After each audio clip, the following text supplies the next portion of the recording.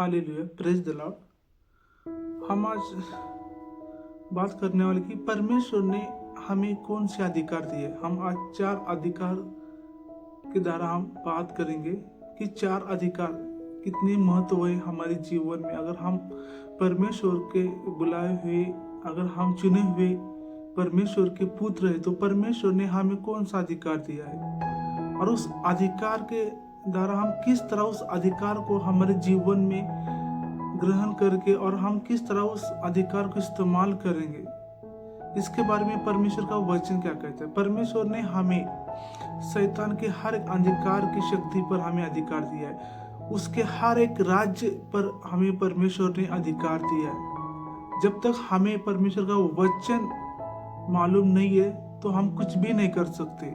उस अधिकार को हम मान ही नहीं सकते, क्योंकि जब तुम्हारे जीवन में परमेश्वर का वचन है तो तुम उस दुष्ट आत्मा के ऊपर अधिकार पा सकते, क्योंकि परमेश्वर ने तुम्हें अधिकार दिया है। और परमेश्वर का वचन इसके बारे में क्या कहता है, हम वचन देखेंगे। पहला टॉपिक है कि शैतान और अंधकार की शक्ति पर अधिकार हमें प्रभु यीशु ने दिया है। शैतान के अंधकार पर किस तरह उसके अधिकार पर हम जीवन पाएंगे, वो भी हम वचन के द्वारा बात करेंगे। परमेश्वर का वचन क्या कहता है इसके बारे में। लूका 10:19, देखो मैंने तुम्हें सांपों और बिच्छुओं को रोकने का और शत्रु की सारी सामर्थ पर अधिकार दिया है और किसी वस्तु से तुम्हें कुछ हानि ना होगी। परमेश्वर का साफ साफ वचन कहा है कि तुम्हें कोई भी वस्तु से हानि नहीं होगी। अगर तुम परमेश्वर में अगर आगे बढ़ते हो आत्मिक जीवन में, तो तुम्हें किसी बात की चिंता नहीं करनी है, क्योंकि कितने परमेश्वर ने साफ साफ लिखा है कि तुम्हें सांपों और बिच्छुओं को रोकने का अधिकार दिया है। जब तक तुम्हें अधिकार के वचन अगर पता नहीं है तो तुम कुछ भी नहीं कर सकते। अगर तुम किसी के कोई भी चीज के ऊपर तुम अधिकार करना चाहते हो तो परमेश्वर का वचन और परमेश्वर की वचन की घोषणा करना बहुत जरूरी है। और हम दूसरा टॉपिक देखेंगे, यीशु के नाम में कार्य करने का अधिकार। यीशु के नाम में हमें परमेश्वर पिता ने हमें अधिकार दिया। परमेश्वर ने अपने इकलौते पुत्र प्रभु यीशु के समान हमें बनाए, हमें अधिकार दे, हे अब्बा हे पिता कहने का हमें परमेश्वर ने अधिकार दिया है। हम वचन देखेंगे, मरकुस उसका 16-17 वचन। विश्वास करने वाले में यह चिन्ह होंगे कि वो मेरे नाम से दुष्ट आत्माओं को निकालेंगे, नई नई भाषा बोलेंगे। देखो, और उसमें 18 वचन कहता है कि सांपों को उठा लेंगे और यदि वो प्राणनाशक वस्तु भी पी जाए तो भी उनकी कुछ हानि ना होगी। वो बीमारियों पर हाथ रखेंगे और वो चंगे हो जाएंगे। देखो, परमेश्वर कितना साफ साफ वचन लिखा है कि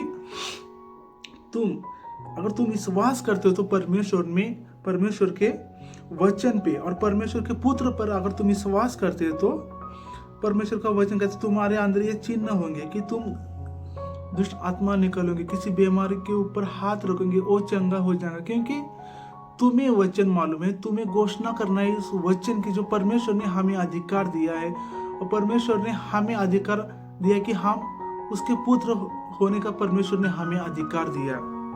और सांपों को उठा लेंगे और विश्वास करने वाले के अंदर ये चिन्ह होंगे। अगर तुम प्राणनाशक ईस भी पियोगे विश्वास के द्वारा तो कुछ नहीं होंगे, क्योंकि परमेश्वर का वचन कहता है। परमेश्वर का वचन जीवित है और परमेश्वर का वचन सत्य है। परमेश्वर का वचन कभी झूठ नहीं हो सकता। परमेश्वर ने लिखा है, परमेश्वर ने हमें अधिकार दिया है कि हम किस तरह उस दुष्ट आत्मा के ऊपर हम अधिकार कर सकते हैं वचन के द्वारा। और हमारा तीसरा टॉपिक है कि परमेश्वर की संतान होने का परमेश्वर ने हमें अधिकार दिया है, उसकी संतान होने का। जिस तरह प्रभु यीशु ने हे अब्बा हे पिता कहकर परमेश्वर से प्रार्थना करता, वही अधिकार प्रभु ने हमें अधिकार दिया हे अब्बा हे पिता कहने का। हम मनुष्य फिर भी हम अपने परमेश्वर से हे पिता कहकर हम प्रार्थना करते हैं। वचन में लिखा है कि यूहन्ना 1:12, परंतु जितनों ने उसे ग्रहण किया उसने उन्हें परमेश्वर की संतान होने का अधिकार दिया, अर्थात उन्हें जो उसके नाम पर विश्वास रखते हैं। देखो कितना अद्भुत परमेश्वर का वचन लिखा है। जो कोई परमेश्वर पे प्रभु यीशु पर विश्वास रखते हैं वो परमेश्वर की संतान होने का उसे अधिकार है। हम विश्वास करते कि प्रभु यीशु परमेश्वर का पुत्र इस जगत में आया हमारे पापों के लिए। उसके कोड़े खाने से हम चंगे हो चुके। परमेश्वर का उसका एक लहू की कीमत हम चुका नहीं सकते। इतना वो लहू पवित्र है, वो फिर भी हमारे लिए मार खाए, हमारे लिए कोड़े खाए, अपना लहू उस धरती पे गिरा दिया है। किस लिए? चाहे तो वो स्वर्ग में विराजमान परमेश्वर है, फिर भी मनुष्य के बीच में आया। मनुष्य जो पाप में जीवन बीता रहा था उसे छुड़ाने के लिए और उसे एक नया मार्ग देने के लिए परमेश्वर ने अपने पुत्र को इस संसार में भेज दिया, ताकि जो कोई उसके ऊपर विश्वास करेगा वो नाश ना हो, आनंद जीवन पाए।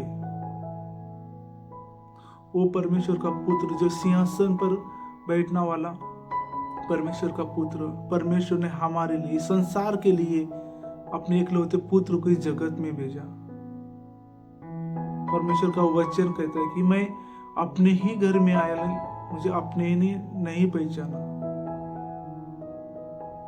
वो सिंहासन छोड़कर हमारे लिए, हमारे पापों के लिए संसार में आया और वो दुख सहा। वो दुख किसके थे? हमारे दुख। तो क्रूस किसको उठाने का था?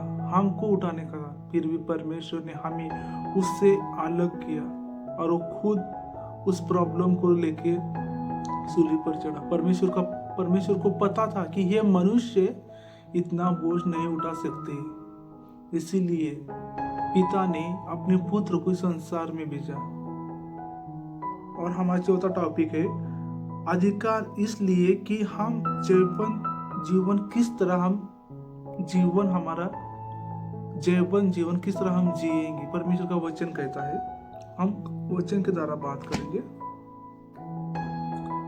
पहला यूहन्ना 5 उसका 4 और 5 वचन क्या कहता है?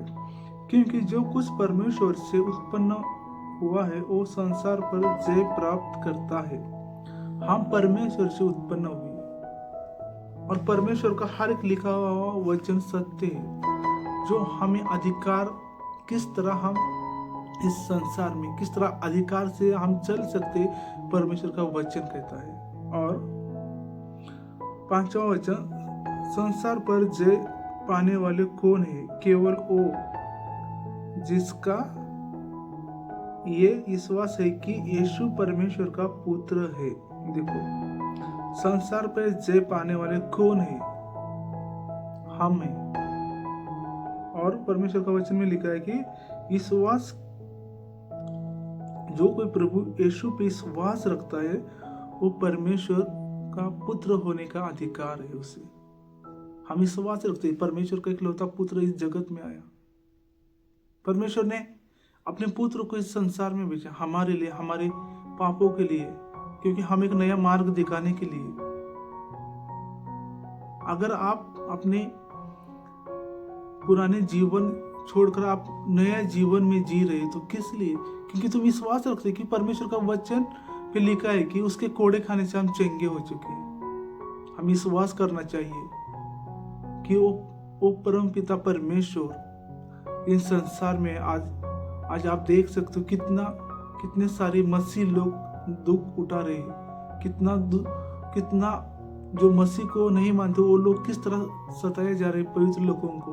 ये सब कुछ परमेश्वर के वचन में लिखा हुआ है। जैसे ही दुनिया मुझे सताई है वैसे तुम्हें भी सताई जाएगी। क्योंकि परमेश्वर का सत्य वचन है, परमेश्वर का वचन कभी झूठ नहीं है। इसीलिए कहता हूँ भाई, जितना हो सके उतना परमेश्वर का वचन अपने जीवन में ग्रहण करें। परमेश्वर का ऐसा समय आने वाला है, जितने भी आपके पास जो पवित्र शास्त्र है वो उठा ले जाएंगे। उस समय हम जिस तरह समुद्र की लाट जिस तरह इस चर से उस चर तक टकराती, उसी तरह मनुष्य परमेश्वर के वचन के लिए भटकेगा, लेकिन परमेश्वर का वचन नहीं मिलेगा। जितना हो सके उतना वचन अपने जीवन में, आत्मिक जीवन में ग्रहण करें, क्योंकि आने वाले दिन बहुत खराब है। आप देख सकते हैं कि दुनिया में क्या चल रहा है, कितने सारे लोग मसीह लोगों को सताने के लिए खड़े हुए हैं, फिर भी हम उनके लिए प्रार्थना करते। परमेश्वर इनसे क्षमा करके ये जानते नहीं कि क्या कर रहे, क्योंकि जिस तरह परमेश्वर ने जिस तरह क्रूस पे उसे टांगा गया था, फिर भी परमेश्वर ने उन्हें पिता से प्रार्थना किया, परमेश्वर इन्हें क्षमा करे, क्या करे इन्हें पता नहीं है। देखो कितना परमेश्वर का प्रेम अद्भुत है मनुष्य के लिए। वो अपना स्वर्ग में सब कुछ छोड़कर मनुष्य के लिए इस संसार में आया, लेकिन मनुष्य उसे नहीं पहचाना। जो पहचाना वो आनंद जीवन पाया हुआ है। आज का टॉपिक यही था, किस तरह हम अधिकार अपने जीवन में ग्रहण करेंगे और अधिकार के द्वारा हम किस तरह आगे बढ़ सकते हैं। परमेश्वर का वचन कहता है कि परमेश्वर का वचन दोधारी तलवार के समान है। अगर किसी के ऊपर वार करना है तो हमें वचन से वार करना चाहिए। शैतान तो यही सोचता है कि किस तरह परमेश्वर के लोगों से अलग किया जाए, बट हमें परमेश्वर अपने से कभी अलग नहीं होने देता है। अगर ये वचन आपको अच्छा लगा है तो कमेंट में आमीन जरूर लिखिए और अपने भाई और बहनों को आगे शेयर करिए। धन्यवाद।